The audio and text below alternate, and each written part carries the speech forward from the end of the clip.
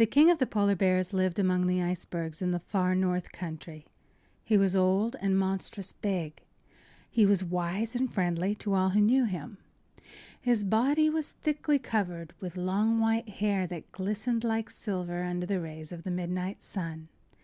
His claws were strong and sharp, that he might walk safely over the smooth ice, or grasp and tear the fishes and seals upon which he fed.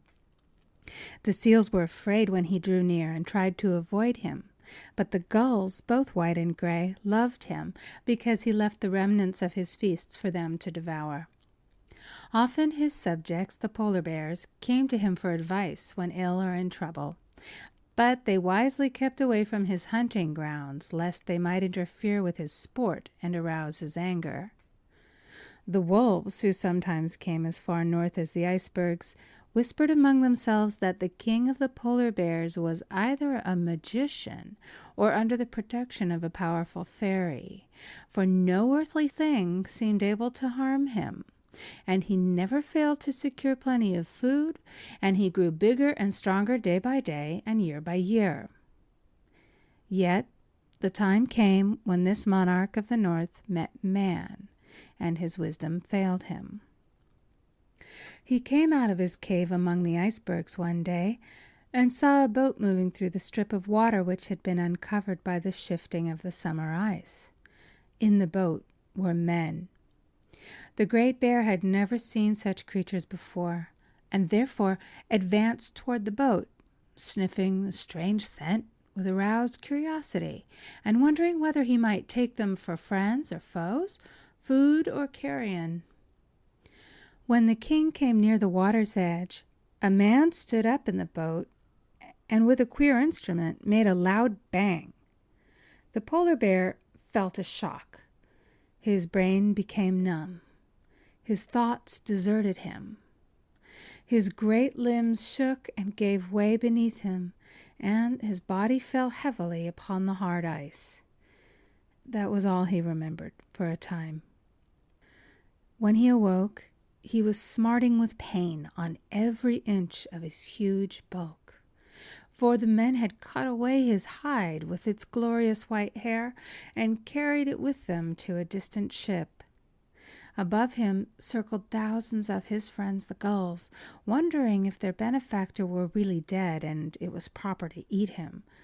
But when they saw him raise his head and groan and tremble, they knew he still lived, and one of them said to his comrades, "The wolves were right. The king is a great magician, for even men cannot kill him, but he suffers for lack of covering. Let us repay his kindness to us by each giving him as many feathers as we can spare." This idea pleased the gulls. One after another, they plucked with their beaks the softest feathers from under their wings, and flying down, dropped them gently upon the body of the king of the polar bears. Then they called to him in a chorus, "Courage, friend! Our feathers are as soft and beautiful as your own shaggy hair.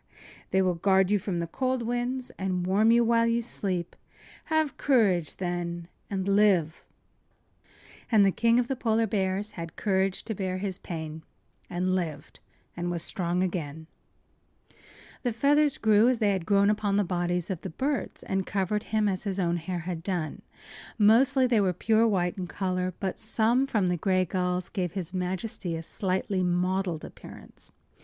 The rest of that summer and all through the 6 months of night, the king left his icy cavern only to fish or catch seals for food. He felt no shame at his feathery covering, but it was still strange to him, and he avoided meeting any of his brother bears.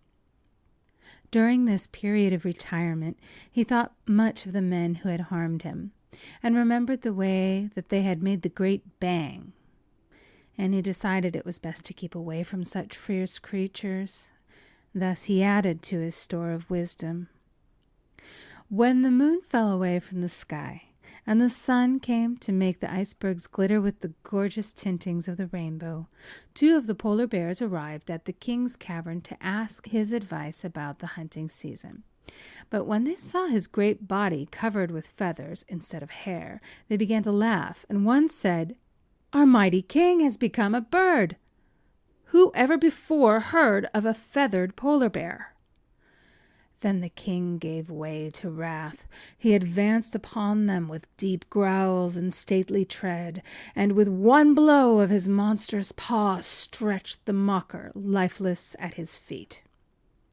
The other ran away to his fellows and carried the news of the king's strange appearance.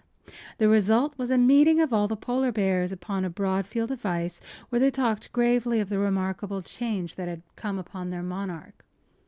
"He is, in reality, no longer a bear," said one, "nor can he justly be called a bird, but he is half bird and half bear, and so unfitted to remain our king." "Then who shall take his place?" asked another. "He who can fight the bird bear and overcome him," answered an aged member of the group. "Only the strongest is fit to rule our race."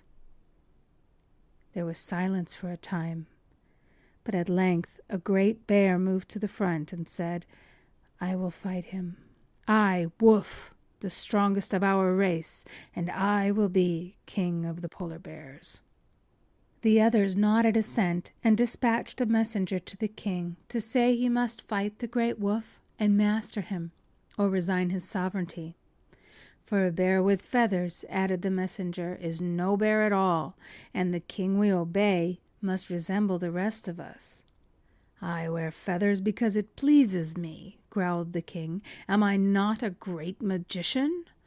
But I will fight, nevertheless, and if Wolf masters me, he shall be king in my stead." Then he visited his friends the gulls, who were even then feasting upon the dead bear, and told them of the coming battle.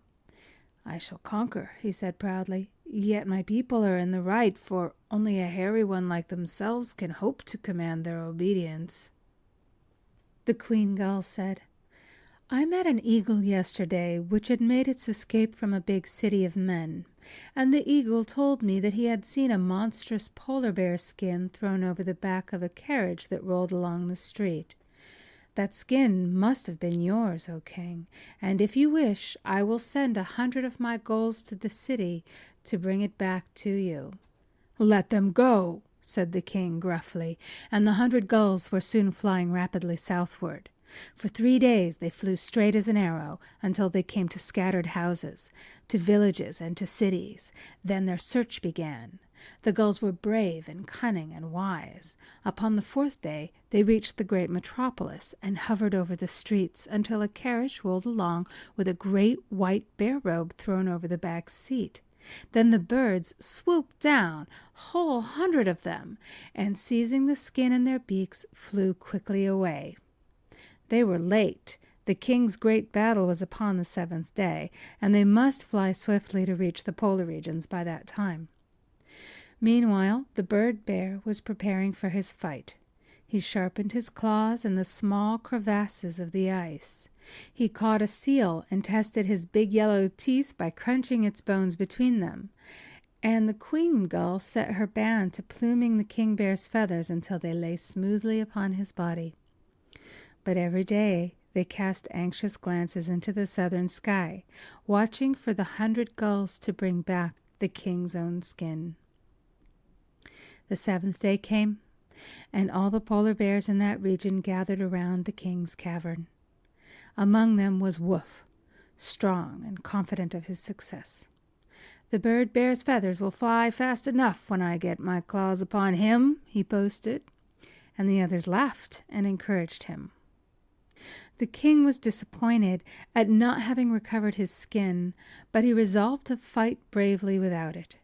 He advanced from the opening of his cavern with a proud and kingly bearing, and when he faced his enemy, he gave so terrible a growl that Wolf's heart stopped beating for a moment, and he began to realize that a fight with the wise and mighty king of his race was no laughing matter.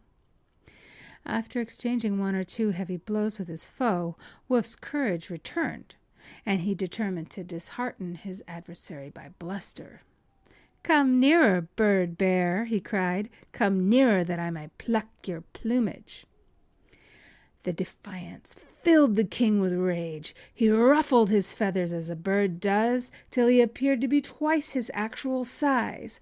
Then he strode forward and struck Woof so powerful a blow that his skull cracked like an eggshell, and he fell prone upon the ground. While the assembled bears stood looking with fear and wonder at their fallen champion, the sky became darkened. 100 gulls flew down from above and dropped upon the king's body a skin covered with pure white hair that glittered in the sun like silver. And behold, the bears saw before them the well-known form of their wise and respected master, and with one accord they bowed their shaggy heads in homage to the mighty king of the polar bears.